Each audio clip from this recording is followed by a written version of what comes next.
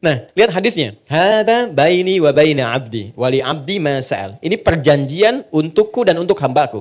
Kalau hambaku benar pada bacaan ini, sampai di titik ini, dari awal dia sholat. Apapun yang dia minta, aku akan berikan. Apapun yang dia minta, aku akan berikan. Dan tidak sedikit orang soleh, termasuk para nabi, orang-orang soleh yang hidup di setiap generasi, kalau setiap ada masalah, rata-rata sholat. Demi Allah, rata-rata sholat. Saya tidak bermaksud memberikan nasihat ya, hanya sharing saja. Ada pesan di Quran gini, kalau sedang ada masalah, khususnya di rumah tangga, itu curhatkan di atas sajadah. Itu poinnya. Kalau sedang ada masalah, khususnya di rumah tangga, curhatkan di atas sajadah. Itu ada di Quran, surah ke-12 ayat 86. Innama ashku bathi wa huzni ilallah. Adukan, tumpahkan di atas sajadah. Maka yang pertama Allah berikan, satu ketenangan dalam jiwa. Jadi walaupun solusinya belum ada, tapi hatinya sudah tenang. Ya. Awas sajadahnya nggak usah dilebarkan sampai ke Instagram, ke Facebook, nggak usah. Di tempat kita aja. Semakin lebar, semakin meluas persoalannya. Itu janji Allah. Yang kedua, ketika kita tumpahkan, ketenangan diberikan. Nah, ketenangan inilah langkah awal yang memberikan kejernihan dalam berpikir, sehingga kita mudah melangkah untuk menyelesaikan persoalan. Ketika jernih itulah baru Allah kirimkan solusi. Sedang punya masalah apa? Mau minta apa? Ada keperluan apa? Mohonkan. Karena rata-rata bingung mau minta apa, Allah ajarkan satu kalimat yang saat diberikan, semua yang kita harapkan dapat. Apa kalimatnya?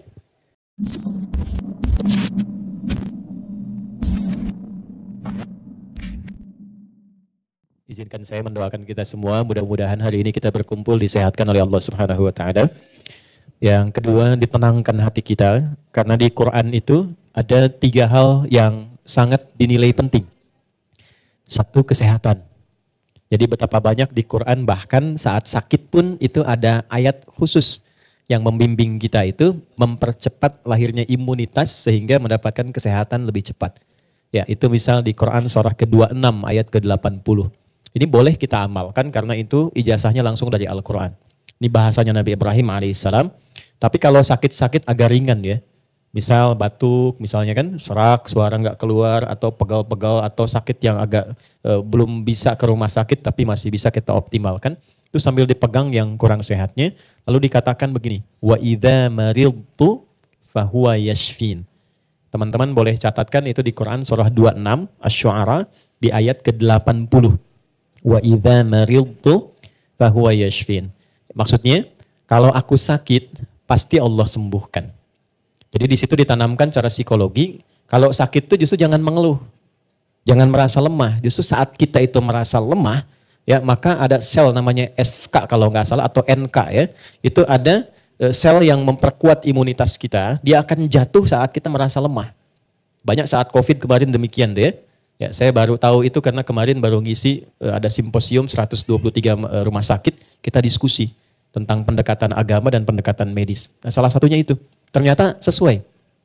Saya pernah mengisi di Kalimantan, itu maghrib, akan dekat maghrib, 10 menit lagi suara hilang.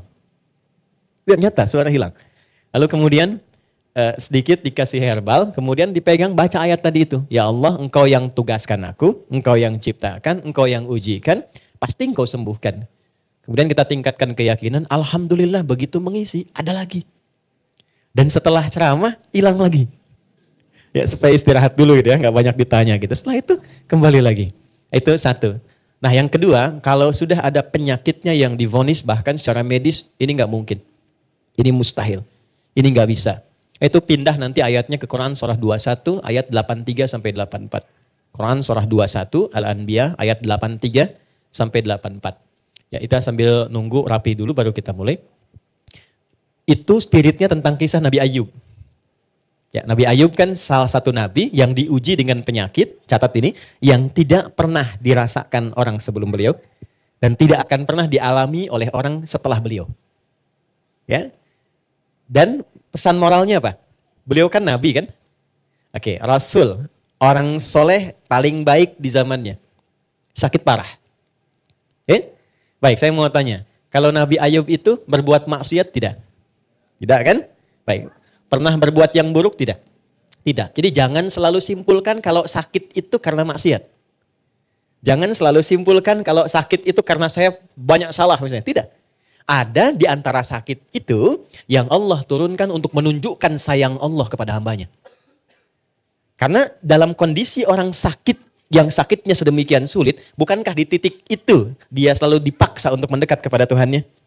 Kan nyebut Allah, sholatnya makin meningkat, puasanya makin tambah, zikirnya makin kuat. Nah sedangkan Allah kan paling senang kalau ada hamba yang terkoneksi dengannya.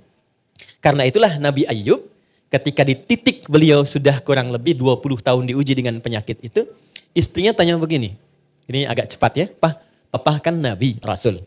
Kalau minta sama Allah pasti dikabul. Kenapa nggak angkat tangan, minta supaya disembuhkan? Perhatikan bagaimana Ayub alaihissalam bertanya, berapa lama kita diuji dengan sehat dan kaya? Nabi Ayub itu kaya, sehat, dan sejahtera, anaknya 12. Sejahtera. Lalu hari pertama diuji, mohon izin, mohon maaf, itu kekayaannya habis. Jadi ternaknya mati semua, kebunnya terbakar. Sehari, habis semua. Hari kedua, 12 anaknya meninggal semua. Oke? Setan menduga, ini akan mundur. Ternyata hartanya habis, ya proyeknya hilang, itu ibadahnya makin meningkat. Anaknya meninggal dalam sehari semua, makin meningkat lagi. 2 kali lipat lagi. Terakhir diuji dengan penyakit. Dikira nggak akan berpikir. Ketika istrinya bertanya demikian, apa jawabannya? Mah, berapa lama kita sehat, senang, dan bahagia? Kata istrinya, kurang lebih 70 tahun. Berapa lama kita diuji dengan sakit dan kondisi begini? Kata istrinya, kurang lebih 20 tahun. Perhatikan kalimatnya. Saya malu kalau minta sehat sekarang kepada Allah, sementara kita sudah diberikan ujian kebaikan kesehatan selama 70 tahun. Ini kan baru 20 tahun. Nanti kalau sakitnya sudah sama dengan ujian sehatnya, dan bahagia sudah sama dengan ujian sedihnya. Sama-sama 70 tahun baru aku minta. Di titik kesadaran itulah ketika sakitnya sudah mulai mengganggu ibadah. Tadinya sholat misalnya bisa berdiri, sekarang sulit. Perhatikan baik-baik. Disitulah kemudian baru Ayub memohon. Diabadikanlah permohonan ini di Quran surah 21 ayat 83 sampai 84. Wa Ayyuba. Dan aku buka kisah Ayub untuk inspirasi kata Allah. Idnada rabbahu anni massani yadurru wa anta arhamur rahimin. Ketika beliau berdoa, perhatikan doanya baik-baik. Ya Allah, penyakit ini telah menghalangi dan mengganggu aku untuk beribadah kepadamu. Jadi minta sehatnya itu bukan untuk olahraga. Minta sehatnya bukan untuk bekerja. Tapi minta sehatnya itu untuk ibadah. Itu poinnya. Barangkali dari sekian banyak kita diuji ada bagian organnya mungkin belum pernah dipakai ibadah. Ya kan? Nah, pesan keduanya, pesan moralnya, kalau minta sesuatu ingin cepat, arahkan kepentingan ibadah. Jangan diarahkan ke dunia, itu cepat dijawabnya. Sedangkan kau yang paling sayang kepadaku ya Allah, kalau yang paling sayang tidak menyembuhkan, kepada siapa lagi aku mesti memohon? Itu baru dibacakan sampai titik itu langsung turun jawaban. Fastajabna lahu, fakashafna bihi. Ya, kemudian kami sembuhkan Ayub, lalu kami buka semua kesembuhannya itu, ya. Lalu apa yang terjadi? Setelah disembuhkan, kami kembalikan keluarganya, kami kembalikan hartanya, dan di ujung ditutup dengan kalimat wa dzikra lil abidin. Kalau ada seorang yang mengalami penyakit serupa seperti Ayub dan mengamalkan amalannya, aku akan berikan anugerah serupa seperti Ayub pernah dapat. Jadi tidak semua ujian yang kita terima itu, baik masalah di rumah tangga, di pekerjaan, atau bahkan sakit, bukan menyebabkan karena kita pernah berbuat salah. Tapi boleh jadi Allah ingin melipat gandakan kasih sayang yang pernah terjadi di antara suami istri, kasih sayang pernah terjadi di antara anak dan orang tua, kasih sayang pernah terjadi di antara kerabat, hartanya ingin dilipat gandakan lagi, dan kemuliaannya ingin diberikan lebih. Dengan apa? Dengan dia mengembalikan semua itu kepada Allah Subhanahu wa Ta'ala. Nah, ini pembuka kita. Hari ini kita akan banyak dialog. Saya hanya akan sampaikan materi singkat saja. Penutup di pertemuan yang lalu. Setelah itu kita lebarkan dengan diskusi sampai mungkin waktunya memungkinkan kita untuk berpisah. Itu mukaddimah. Sekarang kita baru mulai. Baik ya. Bismillahirrahmanirrahim. Di pertemuan terakhir yang lalu, kita masih dalam pembahasan tentang fikih sholat. Ya. Dasar pembahasan ini adalah pertanyaan tentang kenapa kita mesti sholat. Sudah kita jawab di beberapa pertemuan yang lalu. Teman-teman yang baru bergabung, silahkan dicek lagi rekaman sebelumnya untuk mempermudah bahasan. Yang kedua, Ini juga paling penting, apa yang kita dapatkan saat kita sholat. Ya? Kenapa kita sholat? Sudah dijawab, intinya ada dua jawaban pokoknya. Satu, untuk membuktikan kebertuhanan kita kepada Allah. Katanya kita mengatakan la ilaha illallah, apa buktinya? Maka ketika kita mengatakan la ilaha illallah, Allah minta buktikan. Apa pembuktiannya ya Allah? Maka diturunkan, buktikan lewat ibadah, sholat kepadaku. Dalam sholat itulah kita menyebut nama Allah, Allahu Akbar sampai selesai salam. Baik, itu ada di Quran surah ke-20 ayat ke-14. Yang kedua, kenapa kita sholat? Sudah? Yang kedua, sholat didesain oleh Allah. Bukan hanya sekedar ibadah ritual dari takbir sampai salam, tapi semua gerakan dan bacaannya disiapkan untuk membimbing pelakunya mendapatkan kesuksesan dan kebahagiaan di semua aktivitas yang ia jalani sampai wafat. Tolong catat baik-baik itu. Jadi sholat ketika diperintahkan bukan sekedar ibadah ritual yang formalitas. Anda berwudu, takbir, salam. 5 kali ditunaikan. Kalau ini yang kita tangkap dan kita pahami, besar kemungkinan potensi sholat itu akan dipahami sebagai beban saja. Baru tadi sholat, sekarang sholat lagi. Ya kan? Kenapa sih harus 4 rakaat? Karena apa? Karena pesan-pesan atau hikmah yang berada di balik ibadah ini tidak dipelajari terlebih dahulu. Itulah sebabnya Allah memberikan pesan sebelum sholat. Kalau engkau ingin mendapatkan kenikmatan sholatmu, kenyamanan sholatmu, menjawab pertanyaanmu, pelajari dulu tentang semua bacaan dan gerakan sholat dari mulai bertakbir sampai dengan salam. Itu yang dimaksud di Quran surah 29 di ayat ke-45 yang telah kita bahas. Ya, gabungan antara sukses dan bahagia. And happiness, sukses dan bahagia. Itu dalam bahasa Arab disebut dengan falah namanya. Jadi kalau sukses saja tanpa bahagia, itu fauz namanya. Turunannya 29 kali disebutkan di Quran. Faiz, fauzi, faizin, fauzan, faizah. Kalau ada yang namanya faiz, fauzan, faizah, itu artinya orang yang diharapkan sukses selama hidupnya.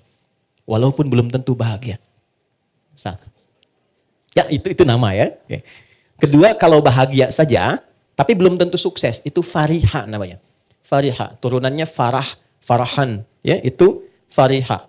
Jadi kalau ada yang namanya farhan, farah, orang yang diharapkan bahagia selama hidupnya. Walaupun belum tentu sukses. Nah, teman-teman tinggal pilih aja. Saya yakin pilih yang ketiga. Ya, kaya tapi gelisah atau miskin tapi tenang. Oke. Kaya tapi tenang. Kalau Anda gabungkan kaya, sukses, dan tenang, bahagia, itu bahasa Arabnya falah namanya. Falah. Nah, teman-teman masih ingat gak kalau kita mau sholat itu panggilannya disebut apa? Panggilannya disebut apa? Adzan kan? Adzan itu dari kata uzun, artinya telinga. Jamaknya adzan. Lafaz ini, kenapa disebut adzan? Ingin memberikan kesan yang kuat. Hei, dengarkan oleh telingamu, tanamkan pada hatimu. Aku minta sholat bukan ingin membebani engkau supaya ruku dan sujud. Aku nggak butuh itu. Dan orang nggak sholat tidak akan menurunkan status Allah sebagai Tuhan. Kita dipaksa sholat, diperdengarkan di telinga kita. 24 jam. 5 kali sehari. Hayya 'alas sholat. Ayo sholat. Apa tujuannya? Hayya 'alal falah. Jadi kalau teman-teman dengar azan, kalimat hayya 'alas sholat, ayo sholat. Dan Anda tanya, kenapa saya mesti sholat? Itu langsung dijawab oleh Allah lewat ya, suara muadzin itu. Hayya 'alal falah. Karena semua gerakan dan bacaan sholat itu mengantarkan pada kesuksesan dan kebahagiaan. Ini gambarannya. Nah, ketika kita ingin meraih itu, tidak lantas sholat langsung dapat. Tidak. Kita mesti belajar dulu. Kenapa saya mesti wudhu? Kenapa ngadep kiblat? Apa maknanya itu semua? Kenapa ngangkat tangan begini? Kenapa tangannya begini? Kenapa sedekap begini? Ya kan? Itu semua ada maknanya. Karena itulah orang yang diajari oleh Nabi pertama kali ketika awal-awal dalam risalah Islam. Dengan sholat, bukan zakat, bukan puasa, bukan haji, bukan umrah, tapi sholat. Itu yang merubah hidup mereka dari jahiliyah menjadi sukses dan bahagia di setiap eranya. Khairu ummah. Dengan turunnya Quran surah 3 ayat 110. Nah, pembahasan tentang sholat, kita akan bahas dari sisi bacaannya. Kedua, caranya. Ketiga, hikmahnya. 3 pokok ini. Dan sudah kita awali dari mulai wudhu sampai terakhir kita kemarin Al-Fatihah. Sampai ke iyyaka na'budu wa iyyaka nasta'in. Sampai ke titik itu. Jadi teman-teman yang baru bergabung, dicek dulu yang sebelumnya, lantas baru kita sambungkan ke topik kita kali ini. Jadi kalau ada bacaan, gimana cara bacanya? Setelah itu, apa hikmah di balik bacaan itu? Sehingga saat baca itu kita merasakan kenikmatan bacaannya. Oke? Baik. Yuk, di titik ini saya mesti buka dulu supaya kita ada ketersambungan yang sama dalam pembahasannya. Hari ini kita akan sempurnakan dengan pembahasan akhir di penutup Al-Fatihah dan pembuka surah. Kita selesaikan berdiri, baru kemudian pertemuan berikutnya masuk ke ruku. Baik, teman-teman masih ingat di pertemuan yang lalu, kalau orang benar baca Al-Fatihahnya, dan sudah kemarin kita berlatih baca, masih ingat hadisnya? Kalau dia sampai bacaan Iyyaka na'budu wa iyyaka nasta'in, ya Allah, Engkau perintahkan aku sholat, ibadah, sekarang aku sholat. Dan Engkau janjikan saat aku sholat, Engkau akan mengabulkan apa yang aku mohonkan. Sekarang aku punya kesulitan, mohon mudahkan dan kabulkan apa yang akan aku mohonkan. Itu yang dimaksud Iyyaka na'budu wa iyyaka nasta'in. Oke, sekarang saya mau tanya sama teman-teman. Kalau kita diperkenankan untuk meminta apa saja, dan itu dikabulkan, kira-kira mau minta apa? Surga, baik. Surga kan di akhirat ya. Rezeki, baik. Rezeki di dunia ya. Sehat, apa lagi? Banyak ya? Banyak ya? Dulu kalau nggak salah ada acara di TV itu dalam semenit ambil apa aja gitu kan? Ya, yang kamu inginkan kan? Ternyata nggak sempat kamu juga semua ya. Oke? Nah, lihat hadisnya. Hada baini wa baina abdi, wali abdi ma sa'al. Ini perjanjian untukku dan untuk hambaku.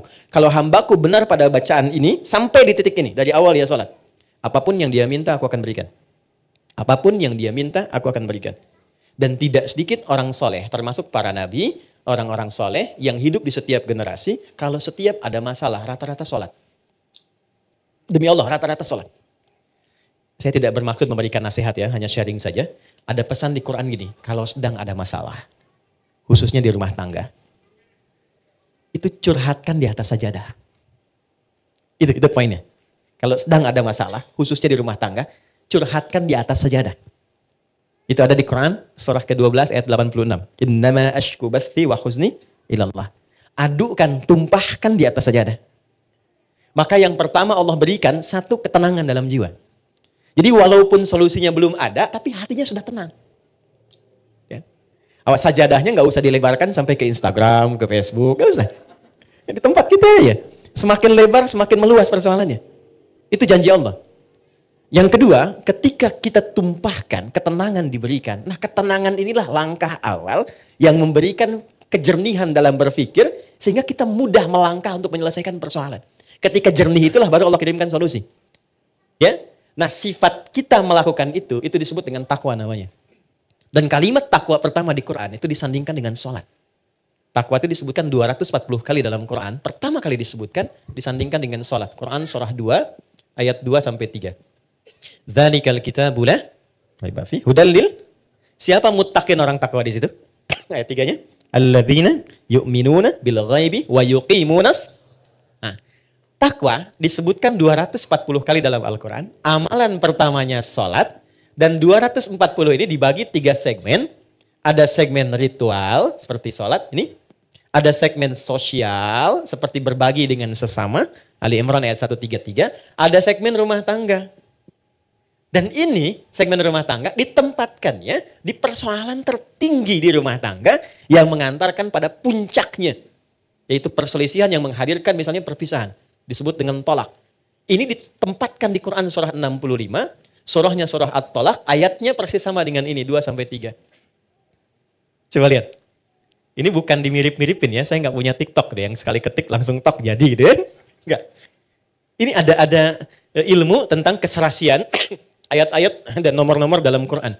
Ditempatkannya di sini. Wa may yattaqillaha yaj'al lahu makhraja. Siapa yang mampu meningkatkan takwanya kepada Allah dalam konteks ini, yuk sholat. Yaj'al lahu makhraja. Dia punya masalah apapun, aku bimbing untuk menyelesaikannya. Dan hidupnya bukan gak punya masalah. Sebelum dihadapi, Allah sudah kecilkan sehingga tak terasa bahwa itu persoalan. Itu poin. Ya. Betapa banyak solusi yang ringan tapi jarang dilakukan. Kita memilih berdebat dengan pengetahuan, dengan kekayaan, dengan macam-macam. Sehingga gak selesai-selesai. Padahal solusinya simpel. Baik ya? Satu ini. Nah sekarang, ada yang lebih dahsyat lagi. Begitu selesai benar baru sampai iyyaka na'budu wa iyyaka nasta'in. Sedang punya masalah apa? Mau minta apa? Ada keperluan apa? Mohonkan. Karena rata-rata bingung mau minta apa, Allah ajarkan satu kalimat yang saat diberikan semua yang kita harapkan dapat. Apa kalimatnya? Oke, setelah iyyaka na'budu wa iyyaka nasta'in, kita baca apa? Ihdinas siratal mustaqim. Itu bukan kalimat biasa, ada rahasia di dalamnya, ada hikmah. Ya, saya tulis dulu ya. Di sini aja. Ihdinas siratal mustaqim.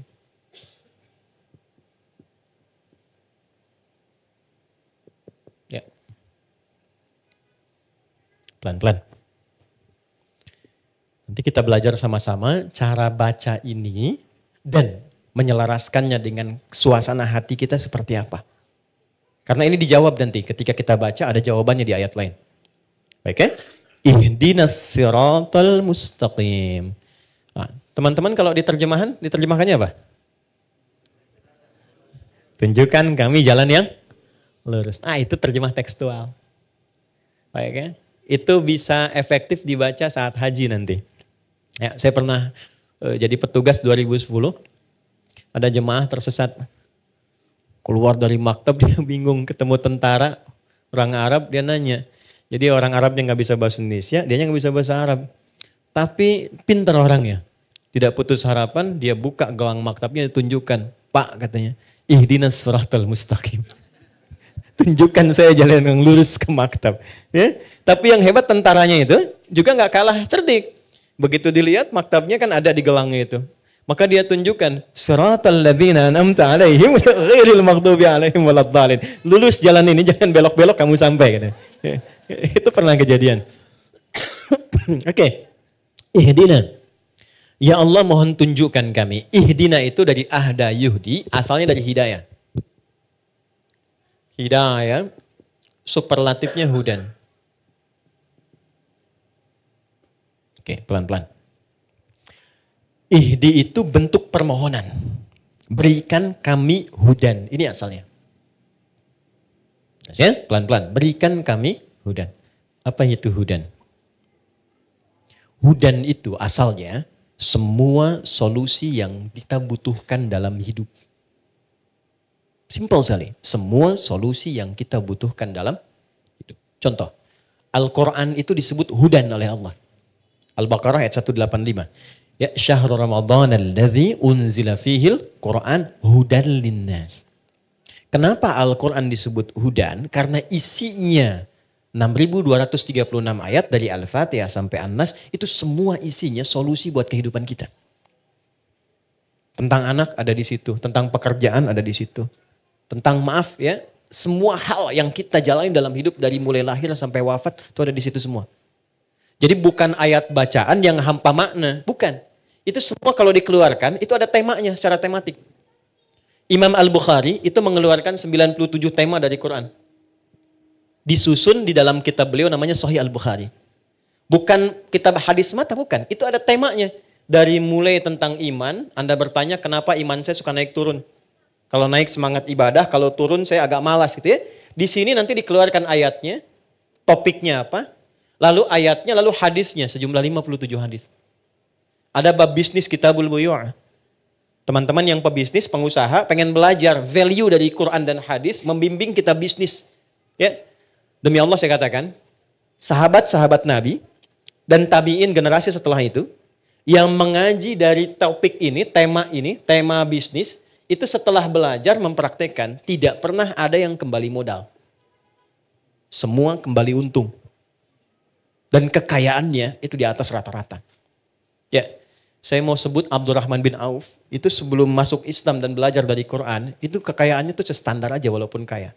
Tapi setelah masuk Islam, itu kemarin riset saya tentang beberapa para sahabat, itu kekayaannya divaluasi kalau kekinian, itu sampai dengan 72.000 triliun. Dan ini riset ilmiah yang kemarin kami kaji, 72.000 triliun. Sekarang Elon Musk baru 3.000 ya. Jeff Bezos juga demikian kan, baru di kisaran itu dulu 72.000. Dan hebatnya masuk surga juga tuh. Masuk surga juga daripada miskin gak jelas kan. Nah ini harus surga juga. Oke. Jadi poinnya begini. Saya agak cepat langsung karena waktu kita terbatas. Ihdina, ya Allah berikan aku hudan. Solusi dari masalah yang aku rasakan sekarang. Nah saat teman-teman membacakan itu, coba di hatinya rasakan sedang punya masalah apa yang dirasakan. Gitu. Ini jarang dibaca begitu kan? Kan normal saja kan? Ihdinas siratal mustaqim, siratal ladzina an'amta 'alaihim ghairil maghdubi 'alaihim waladdallin. Amin, selesai. Sampai di situ benar untuk menggugurkan rukun dalam sholat. Sah sholatnya. Tapi Anda nggak dapat ini. Nggak dapat kenikmatannya. Jadi begitu Anda bacakan, ihdinas siratal mustaqim, rasakan dalam hati kita. Nggak perlu diungkapkan, kita belum sujud. Nggak perlu diungkapkan, rasakan dalam hati ada masalah apa yang dibawa dalam sholat. Karena Allah itu maha tahu orang sholat itu pasti punya persoalan. Pasti bawa masalah. Ini kan tenang-tenang senyum-senyum itu ya boleh jadi juga ada masalah kan. Gak semuanya tenang kan dalam hatinya kan. Sama. Gak ada orang dari subuh sampai zuhur gak punya masalah. Itu gak ada itu. Ya gak ada. Semua orang punya persoalannya. Maka Allah tunggu sampai zuhur itu. Kita minta supaya diselesaikan. Maka ketika selesai zuhur nikmat kita menjalani siang sampai sore. Itu hikmahnya demikian, filosofinya begitu. Jadi begitu Anda bacakan, ihdinas siratal mustaqim, ya Allah mohon berikan solusi. Kan? Atas semua persoalan yang hamba sedang rasakan saat ini dan Engkau maha mengetahui dengan itu semua. Oke. Lalu Allah berikan. Saya mau tanya teman-teman, mohon izin ya. Kalau diberi itu pengen cepat, pengen lambat? Ingin mudah, ingin sulit? Mudah kan? Baik, kalau ada jalan berliku dengan jalan lurus, yang paling cepat yang lurus atau yang belok-belok? Lurus kan? Nah, lurus itu namanya siratal mustaqim. Mustaqim itu lurus, artinya mudah. Sirat itu lapang. Jadi sirat itu, jembatan kan yang sering kita pahami ya, jembatan, itu sebetulnya bukan jembatan sempit. Kan Nabi pernah sampaikan, kayak rambut di bawah 7 kan? Ya kan? Nah itu menjadi sempit pada orang yang banyak maksiat dan kurang amal.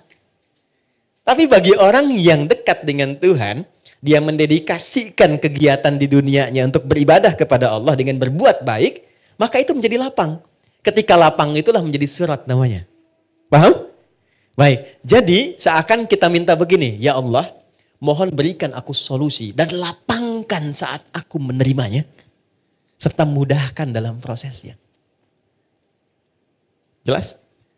Lapangkan aku saat menerimanya dan mudahkan dalam menjalani prosesnya. Oke. Saya kasih pertanyaan, kalau bisa jawab saya kasih hadiah umroh ya. Saya serius. Saya serius. Bintang 5 di Mekah Madinah. Oke. Salat sendiri kan? Ya kan? Walaupun berjamaah kan kita sendiri kan? Ya kan? Nanti sifatnya jamaah dengan banyak orang. Kenapa di sini mintanya tunjukkan pada kami, padahal kita sendiri. Ihdina. Kenapa enggak ihdi? Oke, silakan. Ya. Boleh?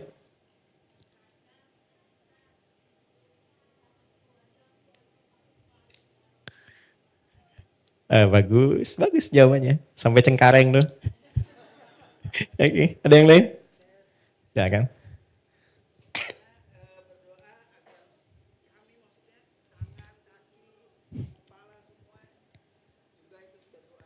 Bagus.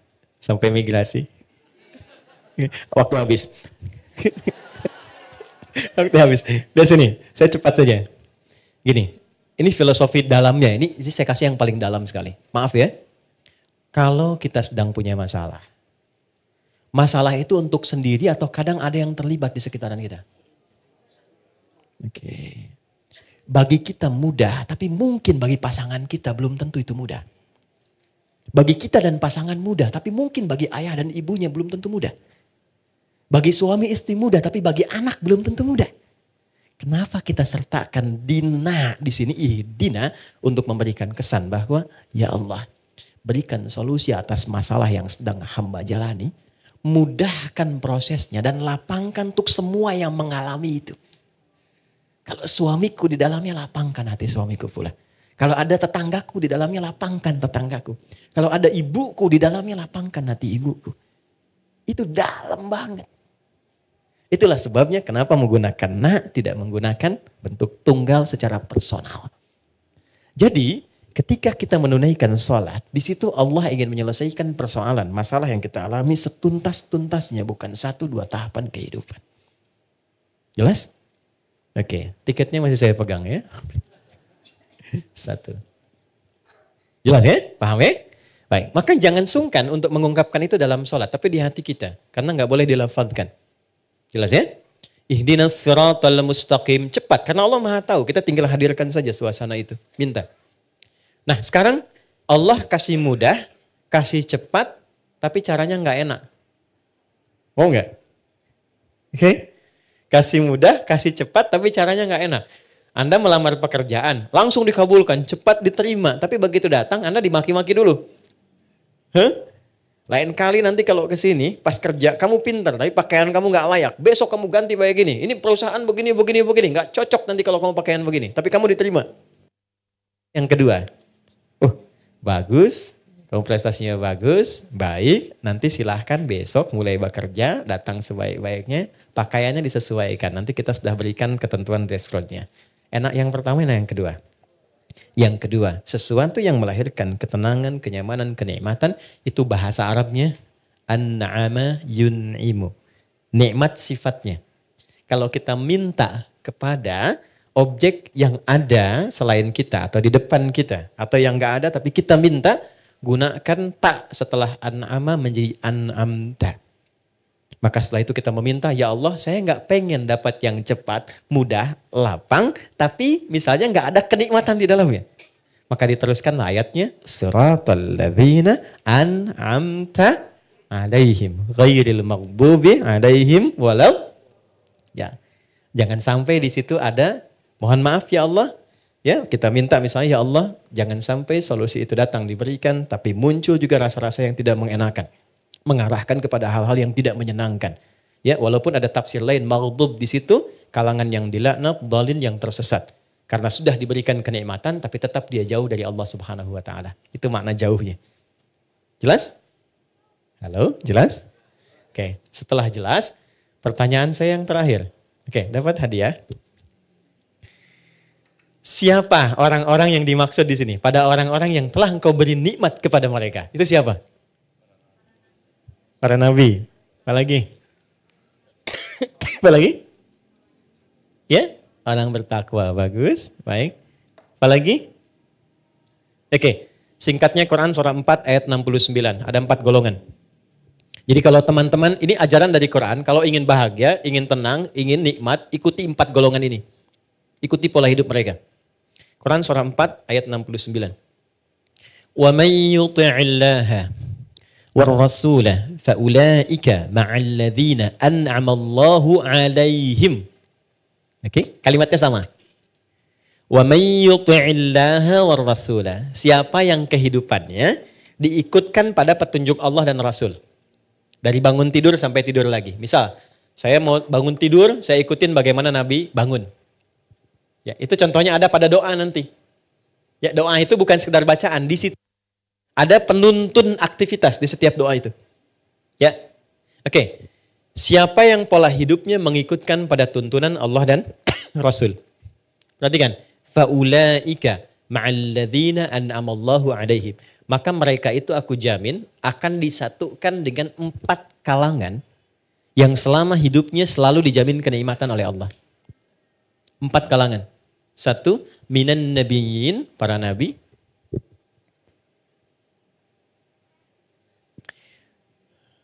2, siddiqin, orang-orang yang membenarkan Quran dan mengamalkannya.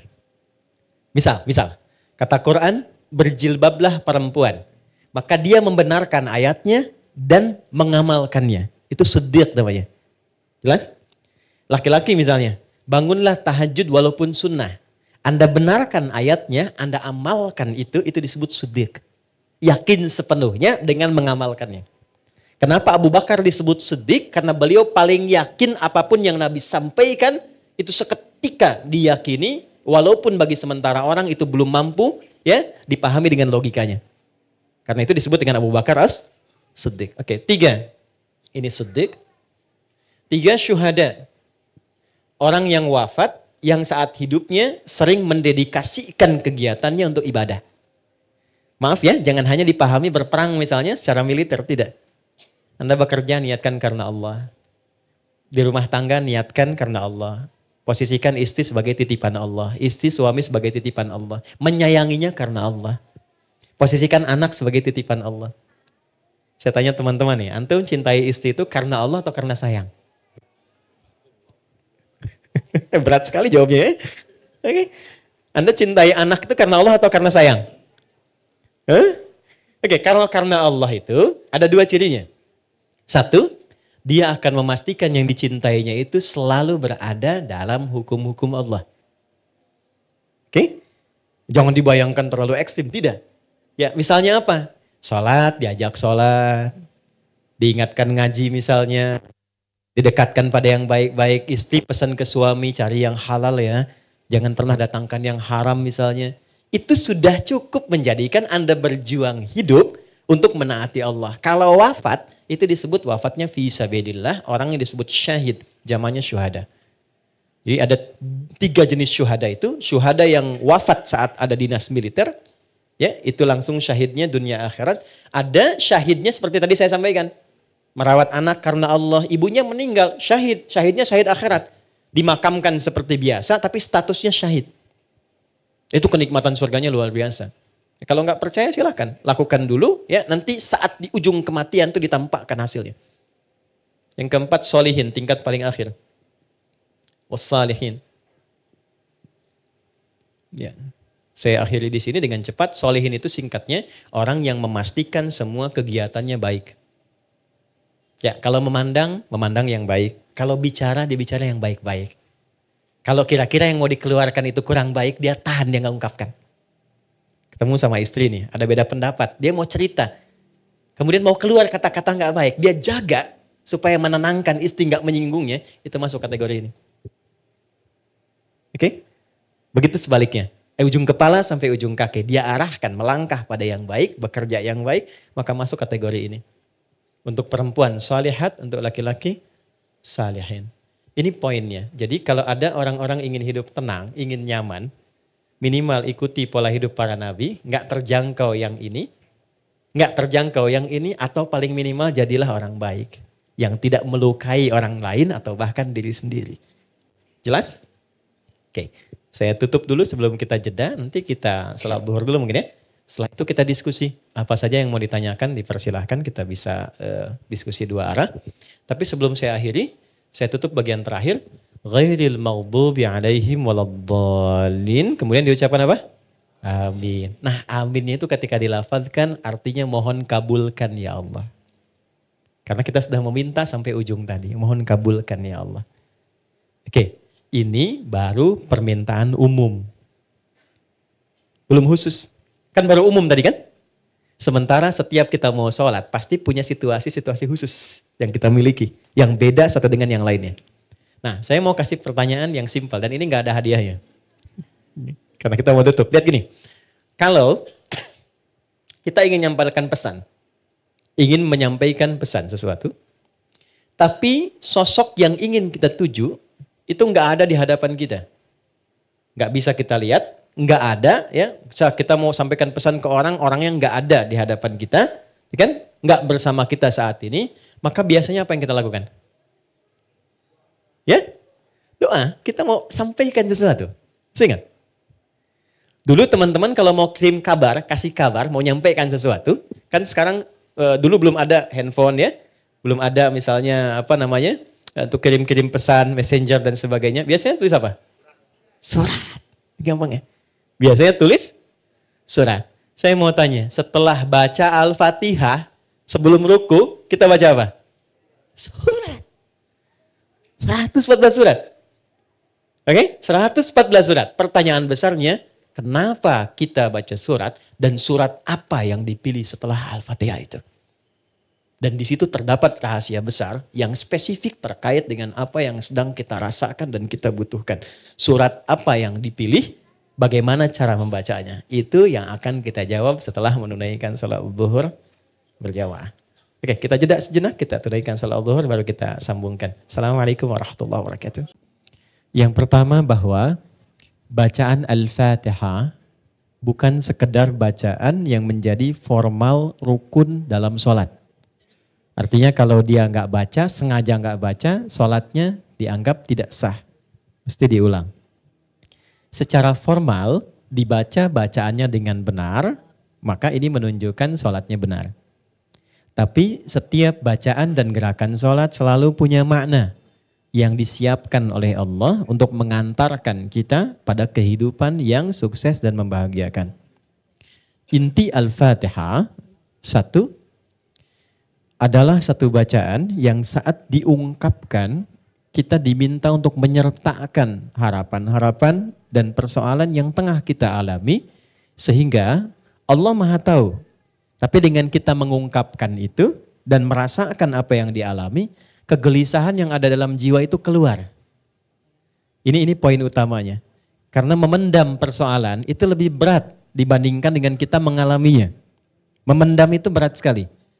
Nah, psikolog itu seringkali kan bahkan memberikan satu misalnya treatment dengan coba tuliskan saja. Kemudian bakar, coba tuliskan, coba ungkapkan. Nah, kita itu sehari 5 kali diminta mengungkapkan itu. Supaya nggak terpendam dalam keadaan hati kita. Itulah Al-Fatihah. Kemudian yang terakhir, ada kesan hikmah yang sangat dalam bahwa dalam hidup itu, cobalah bijak untuk selalu menjadi orang baik. Berusaha bersikap baik. Kalau tidak kita bisa teladani kehidupan para nabi, paling minimal kita mencoba menjadi pribadi lebih baik daripada kehidupan sebelum-sebelumnya. Maka setiap hari implementasinya dari ujung kepala sampai ujung kaki, Al-Fatihah mengajarkan mungkin sepekan ini matanya dulu. Jaga dari memandang yang tidak baik. Pekan depan lisannya sampai ke ujung kaki. Nah itu pesan dasarnya jika seseorang konsisten pada kebaikannya dan berusaha menjaga sampai akhir hidupnya, maka Allah jamin, ini penutupnya, faulaika ma'alladzina an'amallahu alaihim. Di surga kelak kata Allah, aku akan kumpulkan orang yang berjuang menjadi pribadi yang baik saat di muka bumi, aku kumpulkan dengan 4 golongan itu yang coba ia teladani. Jadi ayat ini memberikan jaminan, Quran surah 4 ayat 69, ada orang yang di surganya dikumpulkan sesurga bersama semua para nabi yang pernah bertugas di bumi. Kemudian para siddiqin, para syuhada, dan orang-orang baik itu sendiri. Itu ada di Quran surah keempat ayat 69. Jadi Al-Fatihah itu jaminan dunia akhirat. Itu yang menjadikan kita sering baca baik dalam sholat ataupun di luar sholat. Dan penutupnya, orang yang membacakan setiap bagian huruf-huruf Al-Fatihah sampai ujungnya dan benar mengucapkannya, ini kalimat nabinya langsung, kalimat nabinya, maka tidaklah ia memohon kecuali dijawab doanya. Tidaklah ia memohon kecuali dijawab doanya. Bonus sebelum kita diskusi, ada 2 di dalam Quran. 2 ayat, 2 surat terpisah. Yang kalau kita bacakan, itu bahasa hadisnya begini, apapun yang diminta langsung dikabulkan. Yang pertama, 2 ayat terakhir Al-Baqarah. Ya, ayat 285 sampai 286. Amanar rasulu sampai dengan la yukallifullahu nafsan illa wus'aha. Oke? Jadi kalau teman-teman sedang gelisah, galau atau ingin memohon sesuatu, itu bisa dibuka dengan 2 ayat itu. Itu petunjuknya langsung dari malaikat Jibril kepada Rasulullah SAW. Kalimat malaikatnya begini, Muhammad, kalau bahasa kita selamat, engkau diberikan oleh Allah 2 surat dengan 2 keadaan yang tidaklah dibacakan setiap hurufnya kecuali minta apapun diberi. Sepanjang itu baik untuk dunia dan akhirat kita. Jelas ya? Nanti cara menjawabnya Allah 3 cara. Nah 3 ini nanti kalau ditanya baru saya jawab ya supaya nggak kepanjangan. Oke? Baik, jadi 1 Al-Fatihah, yang kedua Al-Baqarah 2 ayat terakhir. Oke. Saya kira itu kesimpulannya dan untuk pembahasan surat kita akan teruskan di pertemuan berikutnya. Kenapa baca surat lagi setelah Al-Fatihah? Surat apa yang kita mesti baca dalam sholat yang kita lakukan itu? Dan kemudian bagaimana cara membacanya? Itu nanti jawabannya di pertemuan berikutnya insya Allah. Alhamdulillah, kita telah mendengarkan ceramah yang penuh dengan hikmah dari Ustadz Adi Hidayat. Dalam ceramah ini, beliau mengingatkan kita bahwa kesehatan adalah salah satu nikmat terbesar yang diberikan oleh Allah. Dan ujian hidup, seperti sakit atau cobaan lainnya, adalah bagian dari takdir yang harus kita hadapi dengan penuh keyakinan. Kisah Nabi Ayub yang diuji dengan penyakit mengajarkan kita bahwa ujian bukanlah hukuman, melainkan cara Allah menunjukkan kasih sayangnya dan mendekatkan hambanya kepadanya. Kita juga belajar bahwa salat bukan sekadar ritual, tetapi merupakan sarana untuk mencapai kebahagiaan dan kesuksesan di dunia dan akhirat. Melalui salat, kita tidak hanya menunjukkan kebertuhanan kita, tetapi juga mendapatkan ketenangan jiwa dan solusi dari setiap masalah yang kita hadapi. Setiap gerakan dan bacaan dalam salat, seperti yang diajarkan dalam Al-Quran dan hadits, memiliki makna yang mendalam dan tujuan untuk mendekatkan diri kepada Allah. Ustadz Adi Hidayat juga mengingatkan kita untuk selalu berusaha menjadi pribadi yang lebih baik, mengikuti teladan para nabi, dan menyikapi setiap ujian hidup dengan sabar dan tawakal. Semua itu akan mengantarkan kita pada kebahagiaan yang sejati, baik di dunia maupun di akhirat. Tidak hanya itu, kita juga diajak untuk selalu berdoa dan berharap kepada Allah dalam setiap langkah hidup kita, karena hanya dengan pertolongannya kita bisa melewati segala rintangan. Sebagai penutupan, mari kita juga berdoa untuk Ustadz Adi Hidayat yang telah memberikan pencerahan bagi kita, agar Allah selalu memberikan kesehatan, kelancaran, dan keberkahan dalam hidupnya. Selain itu, mari kita doakan saudara-saudara kita di Palestina yang tengah menghadapi ujian berat. Semoga Allah memberikan kekuatan, keselamatan, perlindungan, dan kemenangan untuk mereka, insya Allah. Jika ceramah ini bermanfaat bagi sahabat, jangan lupa untuk like, share, dan subscribe channel ini agar semakin banyak orang yang bisa mengambil manfaat dari ilmu yang bermanfaat. Dengan berlangganan, kalian juga akan terus mendapatkan konten-konten inspiratif lainnya. Terima kasih telah mendengarkan video ini. Semoga kita semua selalu diberikan keberkahan dan perlindungan oleh Allah. Mari bersama-sama menebar kebaikan dan doa untuk sesama, dan semoga kita bisa selalu berada dalam hidayahnya. Assalamualaikum warahmatullahi wabarakatuh.